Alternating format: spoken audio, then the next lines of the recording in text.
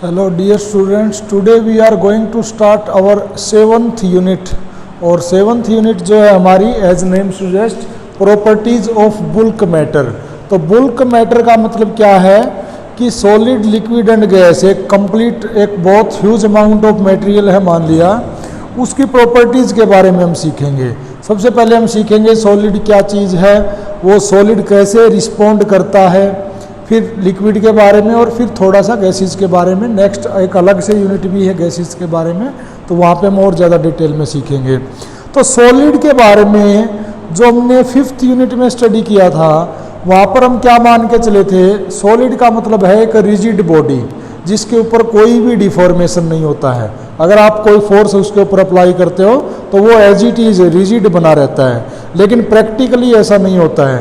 कोई कितना भी स्ट्रॉन्ग सॉलिड है उसके बावजूद भी उसमें कुछ ना कुछ डिफॉर्मेशन होता है if we apply some external force on it. किसी में कम होता है, किसी में ज़्यादा होता है। तो ये डिफॉर्मेशन होना, इस डिफॉर्मेशन इटसेल्फ, इसका मतलब क्या है, कैसे होता है, अलग अलग मटेरियल्स में अलग अलग क्यों होता है, किस प्रॉपर्टी के ऊपर ये डिपेंड करता है, everything we will discuss about it step by step. तो सॉलिड का मतलब यहाँ पर अब वो नहीं है कि एक कोई ऐसा मटेरियल जो हमेशा रिजिड रहेगा। सॉलिड का एक्चुअल में मतलब क्या है कि चाहे कोई कितना भी स्ट्रॉन्ग सॉलिड है उसमें एक्चुअल में कुछ ना कुछ डिफॉर्मेशन तो होगा ही होगा, और ये प्रैक्टिकली बिल्कुल ट्रू है। जैसे ये एक बॉडी है,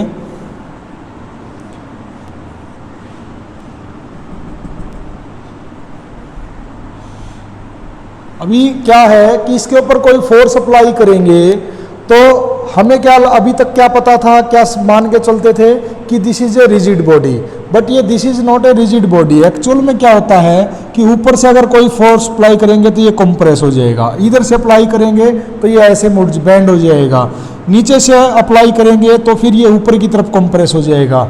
नीचे और ऊपर फोर्स लगा के इसको अगर ऐसे एलोंगेट करेंगे तो इसकी लेंथ इंक्रीज हो जाएगी, और होता भी है चाहे कितना भी स्ट्रॉन्ग मटेरियल्स है उसको हम कंप्रेस कर सकते हैं। जैसे लोहे की कोई रोड है, एलोंगेट कर देते हैं। तो एक्चुअल में ऐसा होने की बजाय क्या होता है, ये ऐसा समझो जैसे एक स्प्रिंग होता है, एक इलास्टिसिटी को रिप्रेजेंट करता है spring.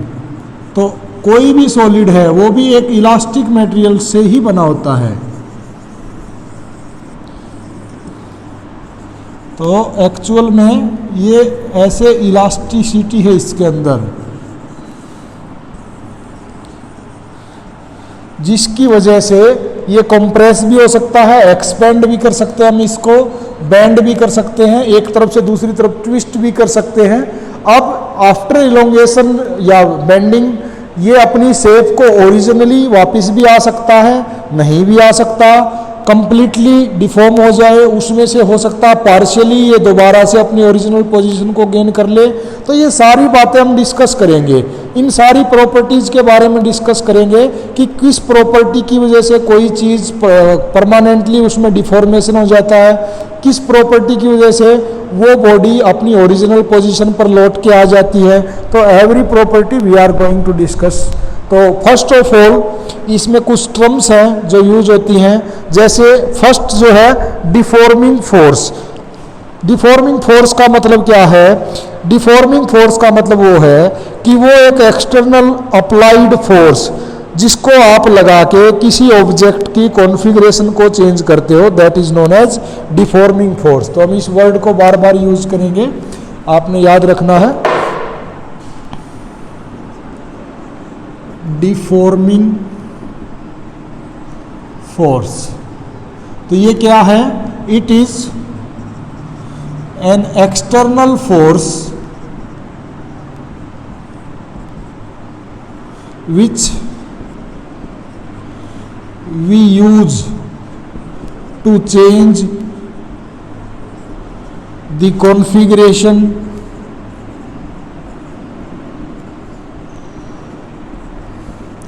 of any object। Configuration का मतलब क्या है इसकी लेंथ को चेंज कर दिया, इसकी विड्थ को चेंज कर दिया, या इसकी वॉल्यूम को चेंज कर दिया, या इसकी शेप को चेंज कर दिया, कुछ भी इसके अंदर चेंज कर देना, सब कुछ, everything is included in configuration. तो कॉन्फ़िगरेशन को चेंज करने के लिए जो एक्सटर्नली जो हम फोर्स अप्लाई करते हैं, that is known as deforming force. अब दो प्रॉपर्टीज होती हैं। आपने किसी बॉडी के ऊपर एक डिफॉर्मिंग फोर्स लगा के उसकी कॉन्फ़िगरेशन को चेंज कर दिया। क्या हो सकता है? एक तो ये हो सकता है कि वो बॉडी जैसे ही आपने फोर्स को हटाया दोबारा से अपनी ओरिजिनल पोजीशन पर लौट के आ जाए, जैसी थी वैसी बन जाए। दूसरा क्या हो सकता है कि आपने फोर्स लगाया, फोर्स लगाते गए उसकी कॉन्फ़िगरेशन चेंज होती गई, जैसे लेंथ बढ़ती चली गई या उसकी लेंथ कम होती चली गई, या आपने उसको कंप्रेस करके उसकी वॉल्यूम को कम कर दिया, और फिर बाद में मान लिया आपने फोर्स को हटा दिया। उसके बाद फोर्स को हटाने के बाद वो अपनी जिस पोजीशन में आपने उसको छोड़ा था उसी पोजीशन में बनी रही, वापस लौट के नहीं आई। तो दोनों में से कुछ भी हो सकता है। जिस प्रॉपर्टी की वजह से कोई ऑब्जेक्ट अपनी ओरिजिनल पोजीशन पर आ जाता है after the removal of the deforming force, that property is known as elasticity of the materials. जो जितना ज़्यादा इलास्टिक होगा वो उतना ही जल्दी और उतना ही एक्यूरेटली अपनी ओरिजिनल पोजीशन पर आएगा। तो परफेक्टली इलास्टिक मटेरियल कौन से होते हैं? Perfectly elastic materials are those materials which regain its original position just after the removal of the external deforming force. Those are known as exact or perfect elastic materials. दूसरा जो materials होता है perfectly plastic materials, किसको बोलते हैं? Perfectly plastic materials उसको बोलते हैं जिसमें एक्सटर्नल फोर्स को हटा देने के बाद बिल्कुल एग्जैक्ट अपनी ओरिजिनल पोजीशन पर ही अगर वो बना रहे, that is known as perfectly plastic material. तो दो मटेरियल्स हैं,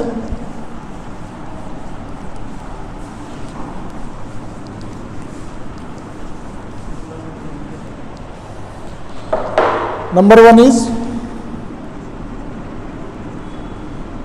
इलास्टिसिटी या इलास्टिक, जिसमें यह प्रॉपर्टी होगी वो इलास्टिक मटेरियल बोलेंगे उसको, और उसी से बनेगी इलास्टिसिटी। तो इलास्टिसिटी या इलास्टिक मटेरियल का क्या मतलब है? It is the property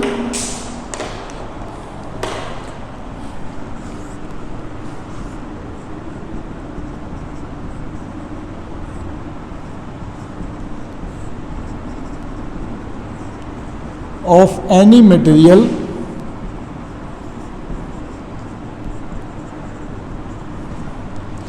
due to which any object regain its original position, बाद में हम कर दें, its original position after the removal of external force और डिफॉर्मिंग फोर्स, आप कुछ भी बोल सकते हो। एक्सटर्नल फोर्स और डिफॉर्मिंग फोर्स, तो ये वो प्रॉपर्टी है जिसकी वजह से कोई ऑब्जेक्ट अपनी ओरिजिनल पोजीशन पर आ जाता है after the removal of external force और डिफॉर्मिंग फोर्स। परफेक्टली इलास्टिक कौन होगा? परफेक्टली इलास्टिक वो होगा जो इस डिफॉर्मिंग फोर्स को हटाते ही एग्जैक्ट उसी टाइम पर अपनी ओरिजिनल और एक्यूरेट पोजीशन पर आ जाए, that is known as elastic material. तो सेकंड है plasticity.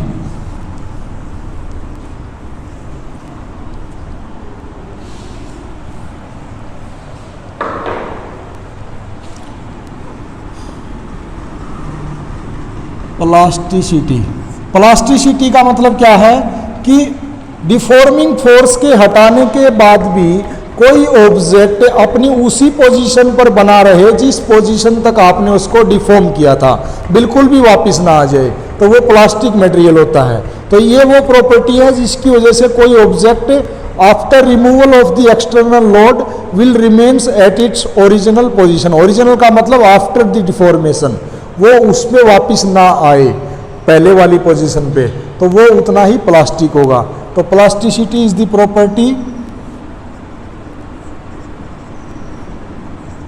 of any material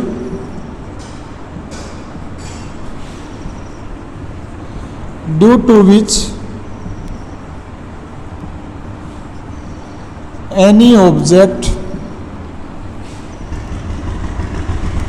will remains at its deformed position even after the removal of external load. External load के हटा लेने के बाद भी, एक्सटर्नल लोड का मतलब वही है डिफॉर्मिंग फोर्स, वो उसी पोजीशन पर अगर बना रहे तो वो उसकी प्रॉपर्टी की वजह से होता है, प्लास्टिसिटी की वजह से। तो परफेक्टली प्लास्टिक कौन है? जो बिल्कुल थोड़ा सा भी वापस ना आए अपनी ओरिजिनल पोजीशन से, वो उतना ही परफेक्टली प्लास्टिक है। अब उसके बाद जब भी हम किसी ऑब्जेक्ट के ऊपर कोई एक्सटर्नल फोर्स लगाते हैं, जिसको हम बोलते हैं कि ये आपने एक एक्सटर्नल इसके ऊपर लोड अप्लाई कर दिया, जब भी हम उसके ऊपर कोई एक्सटर्नल लोड अप्लाई करेंगे तो उसकी क्या क्या चेंज हो सकती है।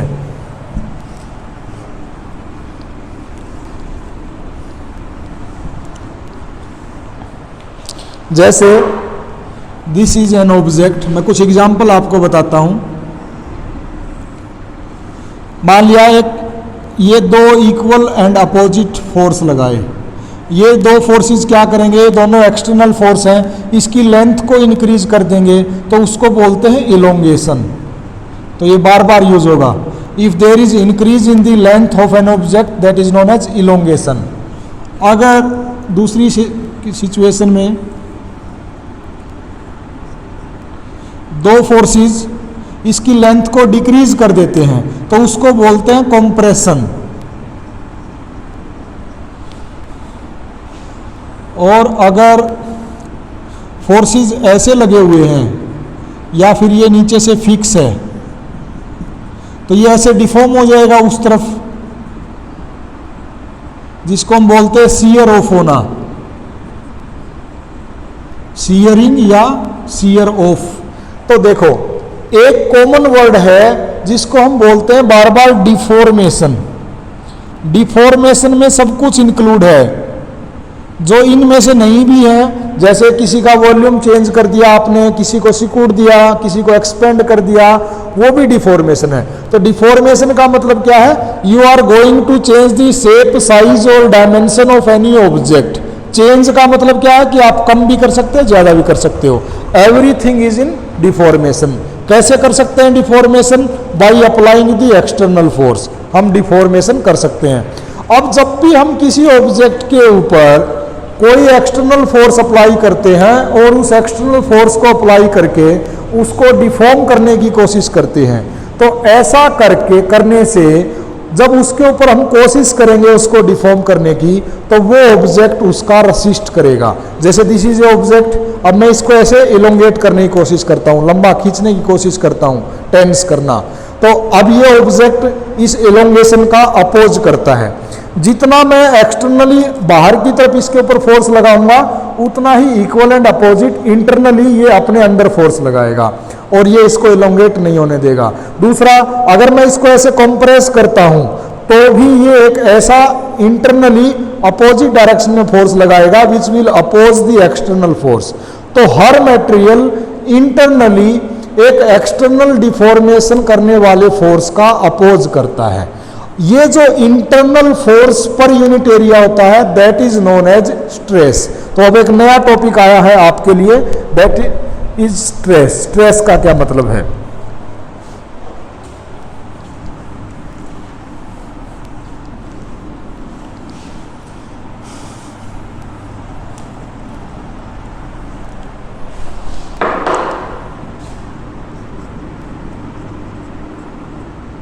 स्ट्रेस, for example,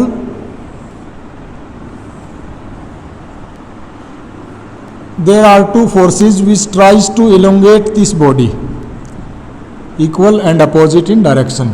जब ये इसको एलोंगेट करने की कोशिश करेंगे तो इंटरनली इसके अंदर एक उतना ही मैग्नीट्यूड का बट अपोजिट डायरेक्शन का फोर्स जनरेट हो जाएगा, और जो ये एरिया ऑफ क्रॉस सेक्शन है इसका, इस पूरे एरिया ऑफ क्रॉस सेक्शन पे लगेगा। तो स्ट्रेस एक्चुअल में क्या है? Stress is defined as the ratio of internal resisting force divided by area of cross section, that is known as stress. ये जो इंटरनल रेसिस्टिंग फोर्स होता है ये किसके बराबर होगा? जितना आप एक्सटर्नली फोर्स अप्लाई करोगे उसका opposite but equal in magnitude internal resisting force होगा। जितना ज्यादा करोगे तो ये ज्यादा होगा, जितना कम करोगे तो ये इंटरनल रेसिस्टिंग फोर्स भी कम होगा। तो मैग्नीट्यूड वाइज हम ये कह सकते हैं कि this is equal to the external force divided by area. लेकिन एक्चुअल में स्ट्रेस क्या होती है? Internal resisting force. ये रेसिस्टिंग फोर्स होता है, that is known as stress. अब हमें पता है फोर्स भी एक वेक्टर क्वांटिटी है, उसकी भी एक अपनी डायरेक्शन है, और एरिया भी एक वेक्टर क्वांटिटी है, उसकी भी अपनी एक डायरेक्शन है। तो स्ट्रेस जो है वो फोर्स की डायरेक्शन के ऊपर भी डिपेंड करता है और एरिया की डायरेक्शन के ऊपर भी। तो ये एक ऐसी वेक्टर क्वांटिटी है जो दो चीजों की डायरेक्शन पे डिपेंड करती है, तो उसको हम बोलते हैं टेंसर।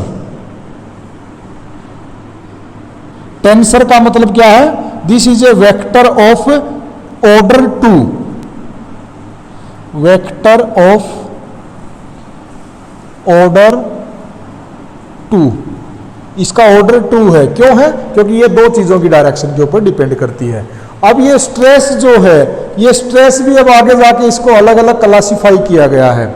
अगर कोई ऑब्जेक्ट किसी बॉडी को जिस डायरेक्शन में लगा है उसी डायरेक्शन में डिफॉर्म करता है, जैसे इलोंगेट करना, कॉम्प्रेस करना, ये अगर इस तरह का अगर उसका डिफॉर्मेशन है, normal direction to the direction of force, अगर फोर्स की नॉर्मल डायरेक्शन में अगर उसका डिफॉर्मेशन है तो उस टाइम उसके अंदर जो स्ट्रेस डेवलप होती है that is known as normal stress और लॉन्गिट्यूडनल स्ट्रेस। तो स्ट्रेस की दो टाइप्स होती हैं, तो there are 2 types of stress. अच्छा, मैं एक चीज यहां पे रह गई, इसकी यूनिट क्या होती है? फोर्स की यूनिट होती है न्यूटन और एरिया की यूनिट होती है मीटर स्क्वायर। तो स्ट्रेस की यूनिट न्यूटन पर मीटर स्क्वायर होती है, and this is A vector quantity जिसका ऑर्डर 2 है। टेंसर भी आप कह सकते हो इसको।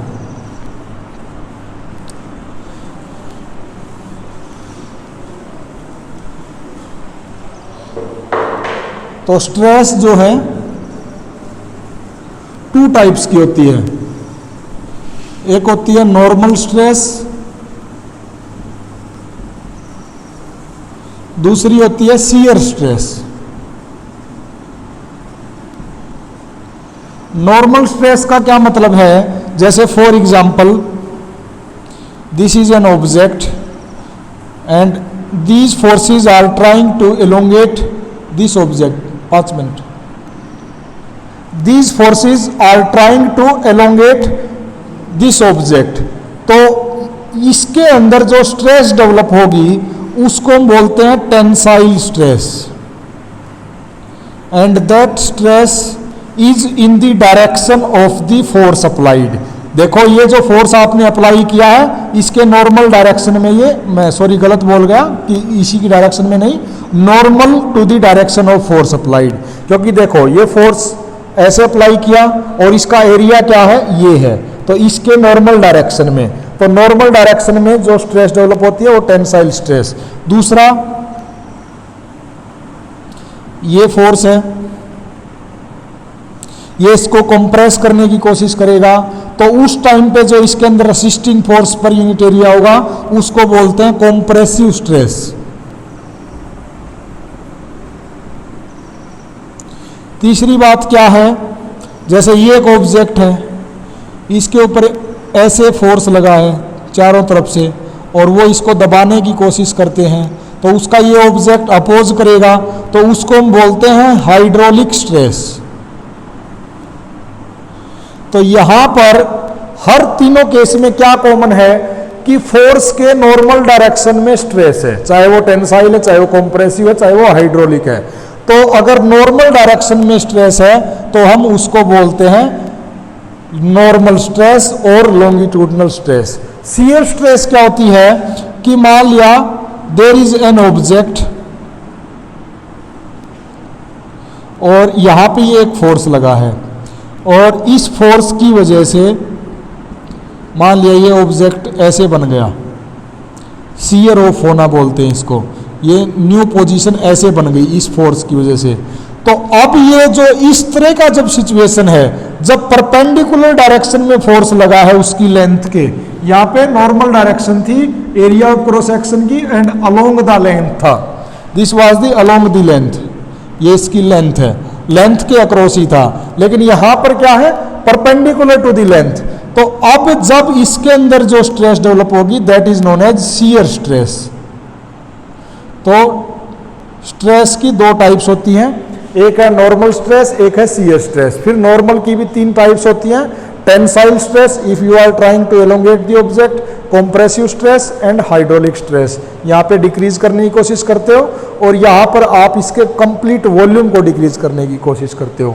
तो इन तीनों में खास बात क्या है कि यहाँ पर आप इन ऑब्जेक्ट क्या, यहाँ पे लंबाई along the length, this is also along the length, यहाँ पर भी आप नॉर्मल डायरेक्शन में ही इसको डिफॉर्म करते हो, जिस डायरेक्शन में फोर्स है उसी डायरेक्शन में आप इसको डिफॉर्म कर रहे हो। लेकिन यहाँ पे डिफॉर्मेशन कैसे हुआ, देखो ये थीटा एंगल डिफॉर्म हुआ, ये थीटा एंगल डिफॉर्म हुआ। तो देखो यहाँ पे फोर्स की डायरेक्शन कुछ और है और डिफॉर्मेशन क्या है थीटा। तो यहाँ पे डिफॉर्मेशन की डायरेक्शन और फोर्स की डायरेक्शन अलग है, एक दूसरे के परपेंडिकुलर है या किसी दूसरे एंगल पर है, और यहाँ पर फोर्स की और डिफॉर्मेशन की डायरेक्शन सेम है। तो यहाँ पर इसको नॉर्मल स्ट्रेस बोलते हैं और इसको शियर स्ट्रेस बोलते हैं। तो आज यहीं पे स्टॉप करते हैं, कल इसको और आगे डिस्कस करेंगे। Thank you.